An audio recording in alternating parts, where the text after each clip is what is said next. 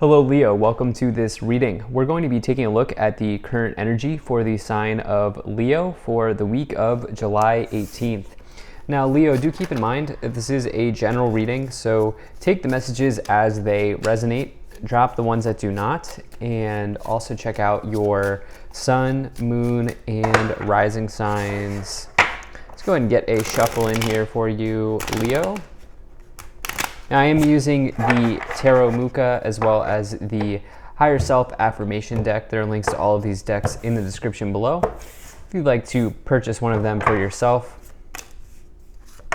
Now, it is still the case that less than 50% of the people who watch my content are actually subscribed, and so if you do watch my videos regularly and you've not yet hit the subscribe button, please do consider doing that. All right, let me make sure everything is in view here.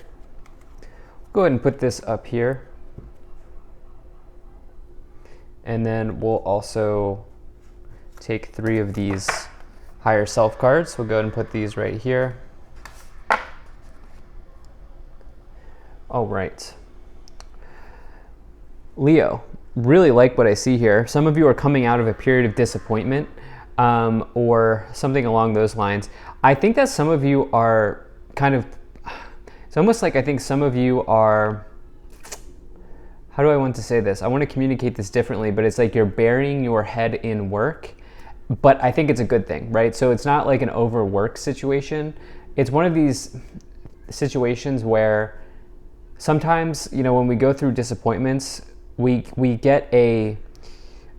come to an understanding of what is actually important to us, and it gives us a new sort of focus. It gives us a new sort of aim in our life. And it's like maybe some of you have recently had a period of time where you're like, you know what, this person wasn't really worth it, or this situation I was in wasn't really what I wanted to do, but now here's what I want to do, and I'm going to dedicate myself to it. So it's almost like, I think maybe dedication is the right way that of what I've been trying to communicate, more so than burying your head in work. But I feel like it's work you want to be doing now. And this is a big shift in previously, which is, I think maybe you were doing something you didn't want to do. That's kind of what I'm feeling like right away in my opening thoughts, but let's dive into this a little bit more here. In your overall situation, you do have the Four of Wands. So the Four of Wands is a card that it's seen as one of the traditional marriage cards in the tarot. You can see that this young family here is sort of celebrating in the ceremony. You have the flowers here and the castle in the background. This is a really sort of nice or happy moment for these people, and they're sort of enjoying what they have in the moment. But this is also a major card that can indicate your foundations and achievements in life. It's also a new start, by the way. It's a new start because when you go from, you know, being single to engaged to married, that is a new start, right? You're deciding to sort of dedicate your life to another person, or a significant portion of your life to another person. And so that represents a new start between you and this person, or a new start for you generally. And so again, whether this is about love and relationship or not is, I think, undetermined. I think for more of you, this is about a new start. And I think it's like it's not just a new start, it's a new aim. It's a new aim of focus for you coming in the future. Because in the past, you have the Five of Cups and the Hanged Man, okay? So the Five of Cups is about disappointment. This person's struggling to see the positive in a scenario. Reason being is they're really not noticing the 2 cups that are behind them upright. Instead, they're focusing on the 3 cups. You can even see here the tree is without leaves. You know, it's a barren tree. But they also don't realize that there is a castle in the distance. Castles in tarot oftentimes show up in the distance, meaning that there are rewards and that are yet to come for you. This person can't see that. They not only can they see the happiness that is available, but they're failing to see the rewards that are coming down the line for them. And so it's this idea that when you get the Five of Cups, it's like, look on the bright side. Easier said than done, but it does ask you to look on the bright side. You have this Hanged Man as well. You know, this is a person who really needs to cut the cable. This is a person who really needs to give something up to get something else. And Most importantly, the Hanged Man, being number 12, needs to embrace a transformation, which is seen in number 13, the Death card. The Hanged Man, they will never, it's almost like, you know those times in life where you're like, you know you have to do something hard, so you procrastinate? It's like, as a way to avoid doing the hard thing. This person's avoiding doing the hard thing. And eventually they're just going to have to take the transformation anyway. And so this is showing up in the past. Okay, so it's almost like for some of you, you've done that. You've taken the plunge. You've brought on the transformation. Now you have a new aim or a new focus in life. In the future, you have the Three of Pentacles and the Six of Wands. This is your new aim, your new focus here. This is it. Three of Pentacles, this person's working away very hard. They're building something. Okay, they're on the scaffold here and they are wrapping up this statue. Okay, you can see the mallet in their hand, indicating that they are a builder of life. And through that, they get rewards and recognition for all of the hard work, for all of the quality work that they've done. This is a card that can be associated with craftsmanship or artistry. It is also, you don't have to be like a craftsman or an artisan or anything like that, but it is associated with that. It's like, even, it could be one of those things where even whatever it is that you do it with like an artist touch in life. And then you have the Six of Wands as well. Both cards can represent rewards. The Six of Wands actually is more about victory. This person is sort of going through a procession after having won over the battle of the Five of Wands. They have a victory wreath here, and they're also being publicly recognized. In other illustrations of the Three of Pentacles, you will see this person being critiqued or being sort of, you will see two other people sort of looking at this person's work, indicating groups or being like rewarded publicly. So it's almost like maybe some of you are putting yourself out there. Maybe you're starting a social media account, or maybe you're just getting praise or recognition at work for doing something good or for doing something. The other thing is this person's exceeding expectations for themselves.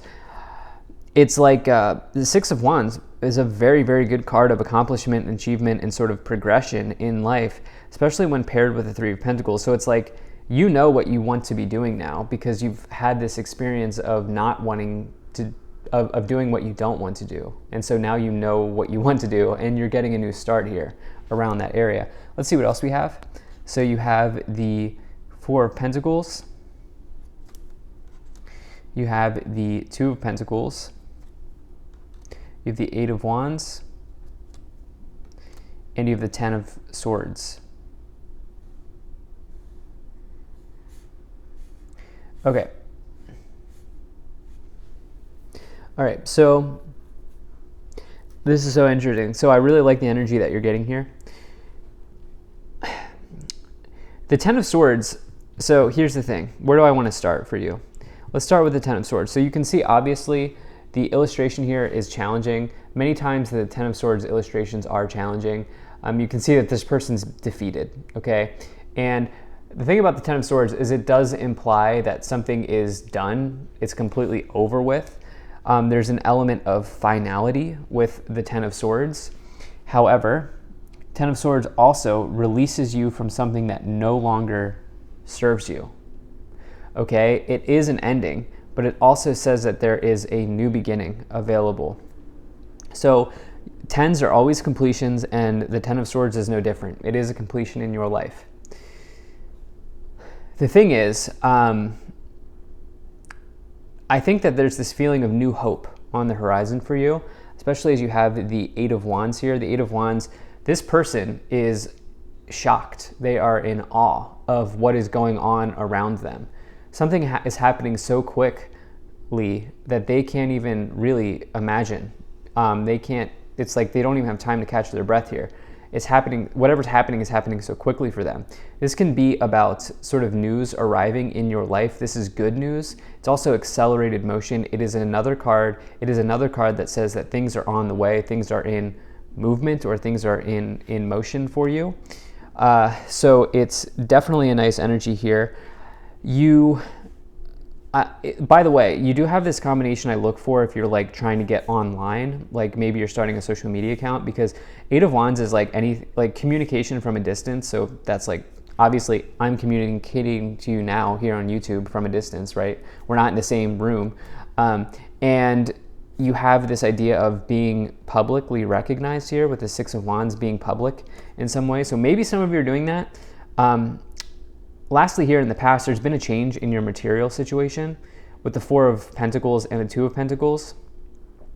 Thing is, Four of Pentacles can talk about maybe finances stabilizing in this case, especially with the Two of Pentacles, because that can be something that's like on sort of unstable ground. You can see like the ships in the background, sort of bumpy, going on a bumpy ride, things going up and down. And you have this with stability here with the Four of Pentacles. So maybe this change, this new aim of focus that you have is maybe providing you with more stability in your life. Let's see what else we have here. Let's go ahead and take these 3 cards. Okay, so you have oneness. I experience myself in connection with all life. We are all echoes of the same song. You have loving detachment. I practice loving detachment, And then you have listen. I listen to the divine voice emanating from within. The answer is love. All right. So, when we get into a state of oneness, I experience myself in connection with all life. This is what I'm feeling for you with this like new aim of focus, where it's like, it's just you and what is right in front of you, and anything else around you doesn't really matter at this time. Let me see what else you have here. Okay, so silent witness. I witness myself and all life with loving awareness. Observe without judging. Become the silent witness. Yeah, I think you're just doing what you need to do or doing what you want to do instead of putting somebody else's needs above your own at this time. Let's see what else we have here. Yep, you have the Ten of Cups. You have the Queen of Swords. And you have the High Priestess. Okay, so I listen to the divine voice emanating from within. Listen, that's exactly what the High Priestess asks you to do. The High Priestess is the biggest card of intuition in the tarot. I think some of you need to trust that this cycle that's being completed or being closed out here is right. Like have confidence. Know that you've taken the right step. You've taken the proper action here. With the High Priestess and the Ten of Swords is kind of what I feel like saying. I think some of you are going to come to that understanding anyway. It doesn't matter if I tell you or not. I think in the future you're going to be like, well, I know I chose the right path. Like I know I needed to close that chapter out with somebody. I know I needed this new start. And again, it's important for me to say this. It's because you've taken the plunge here with the Hanged Man. In the past, you were a little bit like, do I do this? Do I not do this? In the future, no, you're doing this. You're definitely doing this. Ten of Cups, you felt this outpouring of joy, of happiness, of emotion, of good times, of good energy here as you've cut the cable, as you've let go with the Hanged Man. As you've let go, big things have sort of opened up for you here. Lastly, I was waiting to find this card. You have the Queen of Swords. Reason being is the Queen of Swords is a sign of major focus in the tarot. This person is focused on their goals.